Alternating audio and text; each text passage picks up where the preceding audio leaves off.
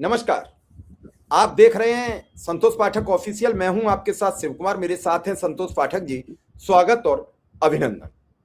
बहुत बहुत धन्यवाद शिव जी और तमाम दर्शकों को नमस्कार। और नंबर के खेल में बीजेपी उलझ गई है। अब तक भारतीय जनता पार्टी जब जब दो दो जो दांव चलती थी ना, वो नंबर का जुगाड़ हो जाता था। मोदी को भरोसा था अमित शाह पे। अमित शाह कहीं से भी लोकसभा और राज्यसभा में नंबर का जुगाड़ करके ले आते थे। दोनों ही सदनों में कई ऐसे राजनीतिक दल थे जो 24 घंटे सातों दिन पानी पी पी कर बीजेपी को कोसते थे, नरेंद्र मोदी को कोसते थे। लेकिन जब वोट देने की बात आती थी तो सरकार के साथ खड़े नजर आते थे, या वो सदन से नदारद रह के इनडायरेक्टली सरकार को मदद देते हुए नजर आ रहे थे। लेकिन इस बार टारगेट बड़ा था। कहते हैं ना कि अगर आप 50 बना लो तो कप्तान अगली बार कहता है नहीं यार, सेंचुरी बना के आना। इस बार अमित शाह फंस गए, और ऐसा फंस गए शिव जी कि इस बार जो उनको दायित्व था 69 और 22 सांसदों के जुगाड़ करने का, ये 91 सांसद का जुगाड़ करना तो छोड़ दीजिए, लग ऐसे रहा है कि अपने वाले भी एक दो इधर उधर हो सकते हैं। व्हिप जारी है, लेकिन सारे सांसदों का दिल्ली पहुंचना बहुत मुश्किल है। और इस तरह से इंडिया के फेर में मोदी फंस गए हैं। और मोदी का सबसे बड़ा सपना टूट गया है शिव जी। सबसे बड़ा सपना मोदी का टूट गया है। अभी हाल ही में एक देश में हुआ, वहां पे जुडिशरी, मीडिया सब कुछ को कब्जा पे कर लिया, चुनाव को प्रभावित कर दिया। लेकिन वहां की जनता सड़कों पर निकली और चुनाव हरा दिया। भारत में भी मोदी जी, उन्होंने अकारण नहीं कहा था शिव जी। मैं और आप हम लोग मजाक उड़ा रहे थे उस दिन जब आपने शो किया था कि मोदी जी ने कहा था 25 साल आगे कि मैं रहूंगा। हमें लगा मजाक कर रहे हैं, 25 साल रहेंगे कैसे? जनता इतने लंबे समय तक झेलेगी क्या? इतने लंबे समय तक तो जवाहरलाल नेहरू को नहीं उन्होंने चुनाव जितवाया था। आप मोटे तौर पर अगर देख लीजिए तो, हालांकि वो जीवित रहते ही वो स्वर्ग सिधार गए थे, लेकिन उनके खिलाफ गुस्सा भारतीयों में बढ़ता जा रहा था।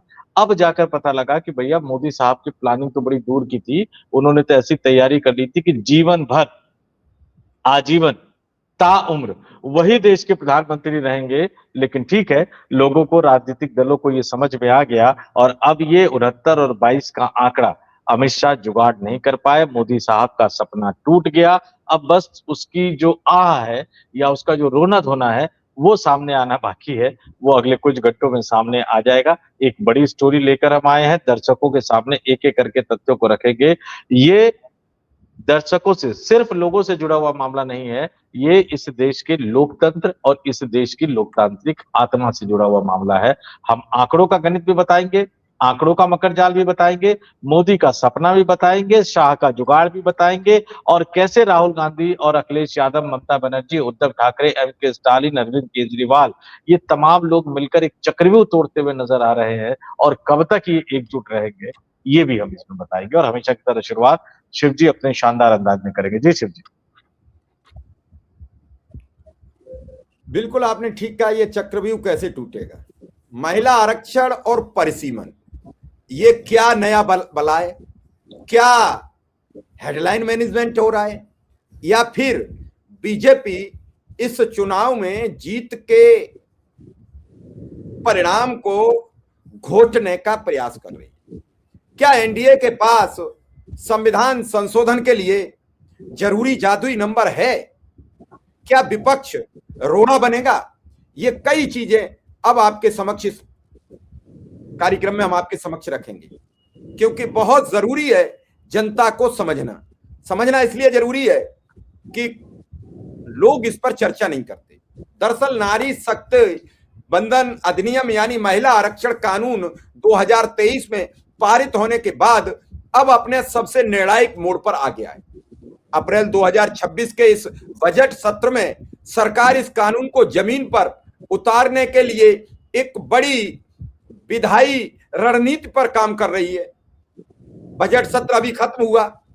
मूल रूप से इस कानून को जनगणना, परिसीमन यानी डिलिमिटेशन के बाद लागू होना था, लेकिन अब सरकार 2029 के लोकसभा चुनाव में ही इसे प्रभावी बनाने के लिए नए बदलाव लाने की तैयारी में पूरी तैयारी से जुट गई है। सवाल अब यह नहीं है कि महिला आरक्षण बिल क्यों जरूरी है। सवाल यह है कि अपने ही किए गई बातों, यानी जो 2023 में लोकसभा में प्रस्तुत किया गया था, क्या घटा है ऐसा कि 3 वर्ष में सरकार को अपने कहे हुए वादे पर भरोसा टूट गया? क्या ऐसा दिखा जो नरेंद्र मोदी को ये बिल लाने की फिर दोबारा जरूरत पड़ी, जब अपने ही बयान से मुकरते नजर आए। पहले कहा 2029 में हम इसे लागू करेंगे, जनगणना हो रही है, जनगणना से पहले डिलिमिटेशन पर अब सवाल उठने शुरू हो गए। सवाल यह जरूरी है कि महिला आरक्षण को समर्थन विपक्ष का मिलेगा या नहीं। असली चुनौती सदन के भीतर वह जादुई गुणित और गुणांक जुटाने की है, जिससे भारत का चुनावी नक्शा पूरी तरीके से बदल सकता है। लोकसभा का अंकगणित, क्या एनडीए के पास पर्याप्त वोट हैं जो ये बिल पास हो जाए? और बिल पास हो जाए तो बिल लागू होने के लिए जो 2/3 सदस्यों की बात होती है, क्या है? लोकसभा में सरकार की स्थिति मजबूत है, लेकिन पूरी तरह चुनौतीपूर्ण भी है। 543 सदस्यों वाले सदन में बीजेपी के पास, एनडीए के पास 293 से 294 सीटें हैं, जबकि विपक्ष के पास बाकी बचे आंकड़े हैं।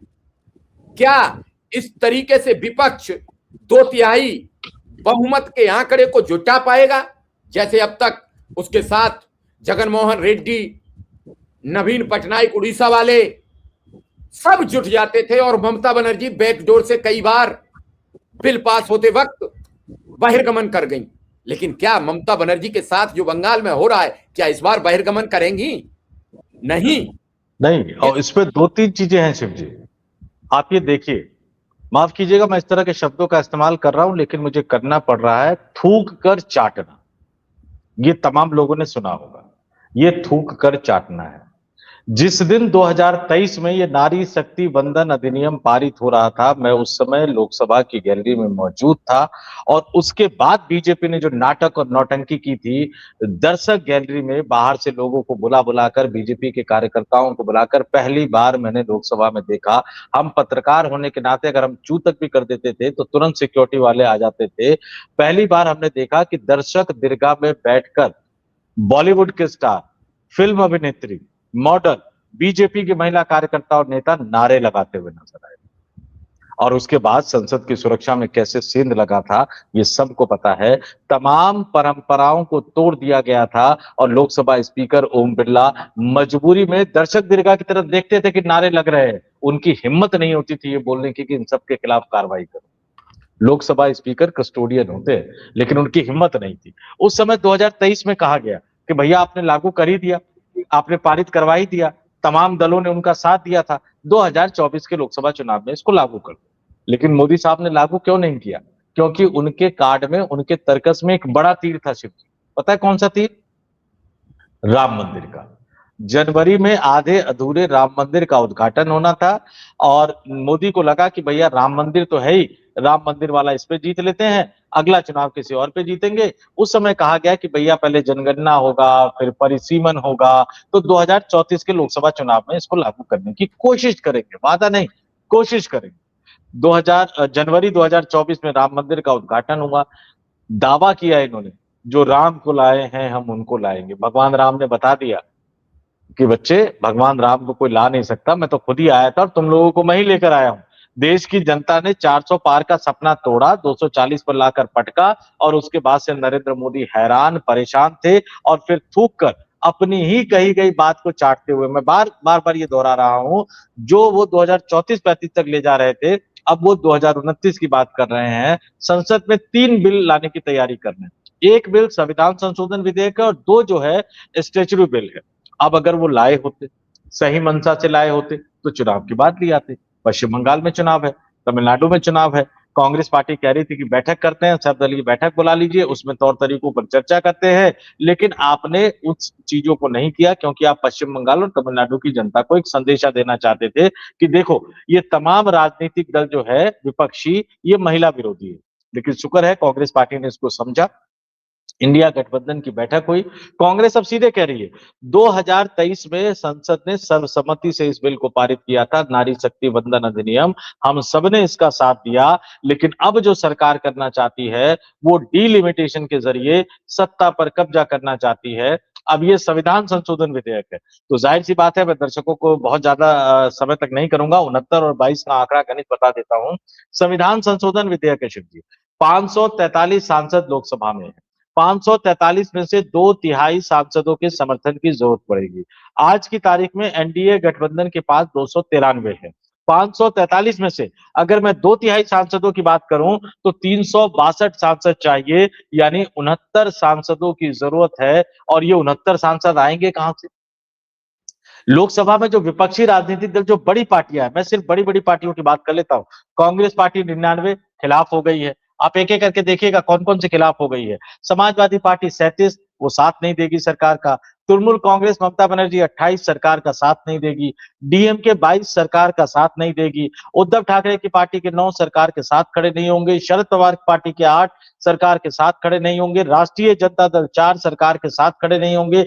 झारखंड मुक्ति मोर्चा के 3 सरकार के साथ खड़े नहीं होंगे। सीपीएम के 4 सरकार के साथ खड़े नहीं होंगे। आम आदमी पार्टी के 3 सरकार के साथ खड़े नहीं होंगे।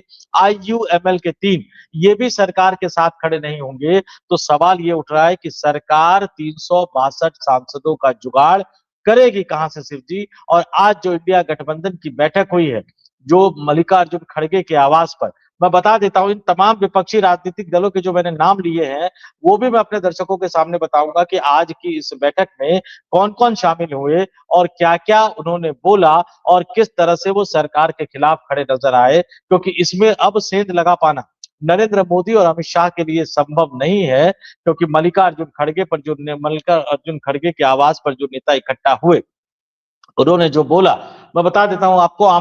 कांग्रेस पार्टी की तरफ से मल्लिकार्जुन खड़गे, राहुल गांधी, केसी वेणुगोपाल, जयराम रमेश आए थे उस बैठक में।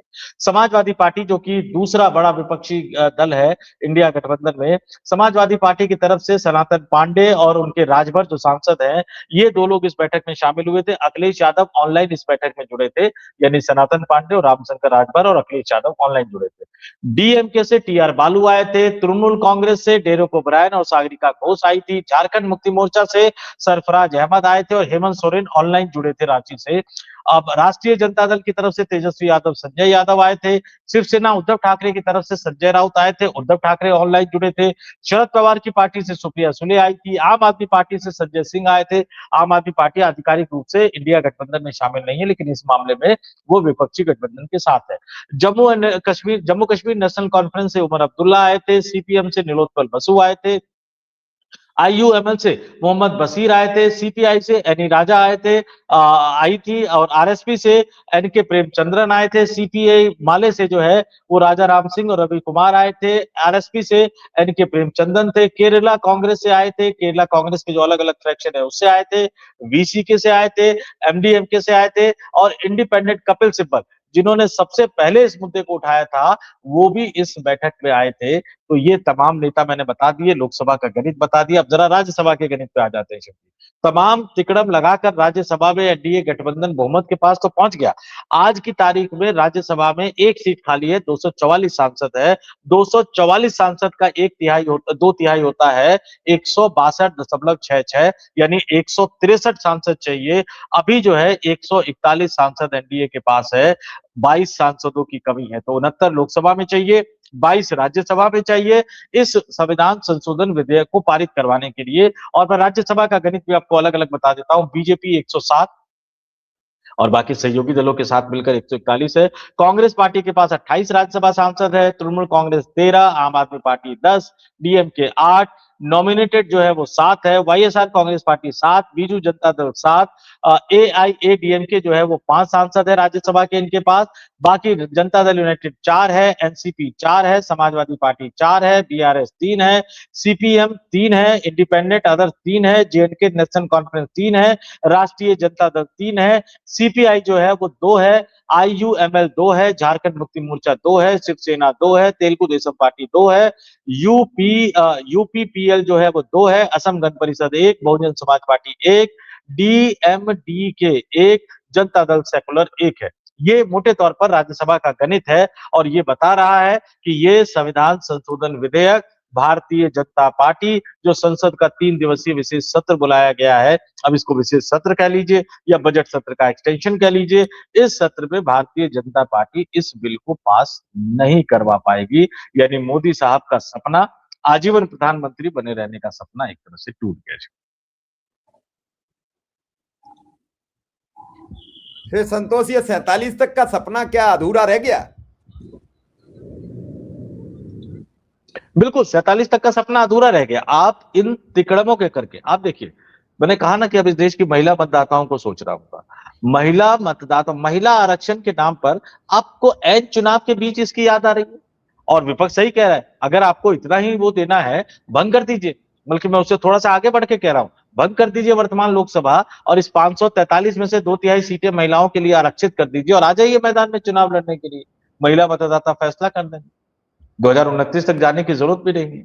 और अब आपने जनगणना समय पर नहीं करवाई, 2021 की जनगणना आप 2026 में करवा रहे हैं। ये आपकी लापरवाही है, आपका काहिलापन है, और आप इसकी सजा इस देश के लोकतंत्र को देना चाहते हैं। और परिसीमन आप करना चाहते हैं 2011 की जनगणना के आधार पर। 2026 चल रहा है। अच्छा, जनगणना के लिए जो विज्ञापन दिखाया जा रहा है उसमें पता है क्या कहा जा रहा है शिव जी?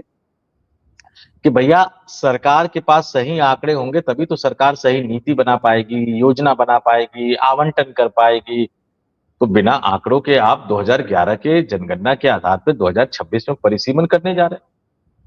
इस दिल्ली एनसीआर की बात ही कर लेता हूं, हालांकि दुनिया के इस देश के ज्यादातर शहरों की यही हालत है। दिल्ली एनसीआर, नोएडा, गाजियाबाद चले जाइए, फरीदाबाद चले जाइए, गुड़गांव चले जाइए, कई कॉलोनी 2011 में बसी भी नहीं थी जो 2026 में जहां पांव रखने तक की जगह नहीं है। एक प्लॉट, एक जमीन का टुकड़ा वहां खाली नहीं मिलेगा आपको। इतना बदल गया है दिल्ली एनसीआर का पूरा इलाका। और ऐसे में आप महिला आरक्षण के नाम पर इस तरह की हरकतें करते हुए नजर आएंगे। ये तो सही बात है कि विपक्ष को समझ में आ गया, बहुत जल्दी समझ में आ गया। अब विपक्षी दलों को बीजेपी के महिला विरोधी नैरेटिव से लड़ना होगा। और गोदी मीडिया जो आने वाले दिनों में प्रचार प्रसार करेगी कि कांग्रेस महिला विरोधी, डीएमके महिला विरोधी, समाजवादी पार्टी महिला विरोधी, इस नैरेटिव से भी कांग्रेस पार्टी को और इंडिया गठबंधन के राजनीतिक दलों को आने वाले दिनों में अब लड़ना पड़ेगा। चलिए, इंतजार करना पड़ेगा कि आखिर इस पूरे मामले पर सरकार और विपक्ष आमने सामने है। विपक्ष के लिए भी करो मरो की स्थिति है। ऐसी स्थिति में एक सवाल खड़ा हो जाता है कि आखिर मोदी चुनाव के लिए ही सारा जोर आजमाइश क्यों करते रहते हैं। आप देख रहे हो, अभी बंगाल चुनाव चल रहा है तो ईरान, इजराइल, अमेरिका के महत्वपूर्ण मुद्दे पर भी सरकार पूरी तरीके से चुप्पी साधे रहती है, कुछ बोलती नहीं, कुछ करती नहीं। ये ऐसा नहीं है, इसमें कई चीजें आप अधर में लटकती रह जाती हैं। हम कहां से चले, किस ओर चले गए। हम तो विकास की बात करके आए थे, विकास की गंगा बहाने आए थे। अरे हम तो चुनावी गंगा बहाने में फंस गए, हम चुनावी जीत की गंगा में फंस गए। हर समय सदन में तो, बाहर तो कांग्रेस मुद्दा, पंडित जवाहरलाल नेहरू मुद्दा, जिस राज्य में जाएं वहां का क्षेत्रीय दल मुद्दा, हिंदू मुसलमान मुद्दा, घुसपैठिए मुद्दा, 20% मुद्दा, कटोगे बटोगे मुद्दा। क्या आपने ये मुद्दा सुना कि सरकार अब इस राज्य में जो बनने जा रही है वो जो शिक्षा, स्वास्थ्य, रोजगार की सरकार होगी? वो तो आपने 2014 में सपना दिखाया, जो एक तरफ से युवा, बेरोजगार, बीमार, सबको ये बताया कि कांग्रेस ने भ्रष्टाचार का एक पूरा गुब्बारा फोड़ दिया है। हर जगह भ्रष्टाचार, हर जगह भ्रष्टाचार। टीवी ने एक लाइन पकड़ ली थी, अन्ना जी आए, बाबा रामदेव आए, सब चले गए। अब सबको यह पता लग गया कि भाजपा का तो एक ही मुद्दा, एक ही काम, हर समय जपो चुनावी नाम। क्या चुनाव जीतना एक अलग बात है। देश के प्राइम मिनिस्टर अगर 20-20, 50-50 रैलियां करेंगे राज्यों में, 10-10 रैलियां, 15-15 रैलियां करेंगे, तो इस देश का पैसा कितना खर्च होता है?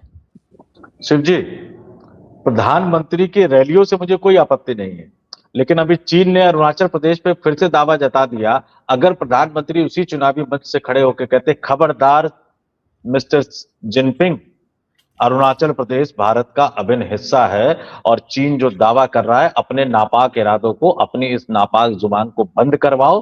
चीन का खतरनाक मंशा का मुंह तोड़ जवाब देंगे। और वहीं से कहते कि मैं अपनी आर्मी चीफ को खुली छूट दे रहा हूं, जो उचित समझो वो नहीं, खुली छूट दे रहा हूं कि अगर चीन की तरफ से एक पत्थर आए तो तुम गोला मारो, पुरजोर जवाब दो। लेकिन चीन पर न इनकी जुबान खुल रही है। अभी तुरंत ही अरुणाचल प्रदेश पे इन्होंने, चीन ने दावा जताया। और हमारे सिंध पे कब्जा करने वाले रक्षा मंत्री तो और भाई साहब वो तो कौन से सदमे में चले जाते हैं पता ही नहीं लगता, उनकी जुबान नहीं खुल रही। एक बात और, मैं भारत के दर्शकों को कहूंगा, आप हंगरी के बारे में जाके पढ़िएगा।